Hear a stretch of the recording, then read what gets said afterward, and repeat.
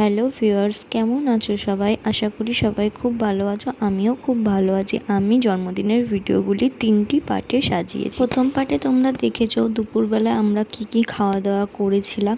তারপরে আমরা সন্ধেবেলায় বেরিয়েছিলাম কিছু কেনার উদ্দেশ্যে। আমি আমার হাত খরচা থেকে কিছু টাকা জমিয়ে আমার হাজব্যান্ডকে আমি বলেছিলাম তুমি আমার থেকে কি গিফট নেবে। তো উনি তো বললেন উনি কিছুই নেবেন না। উনি নেবেন না বললেই তো আর হলো না, আমারও তো কিছু দিতে ইচ্ছা করে। তাই আমি কিছুটা অর্ডার দিয়েই বললাম জুতো নেবেন না জামা প্যান্ট নেবে। তো উনি বললেন জামা প্যান্ট নেবেন।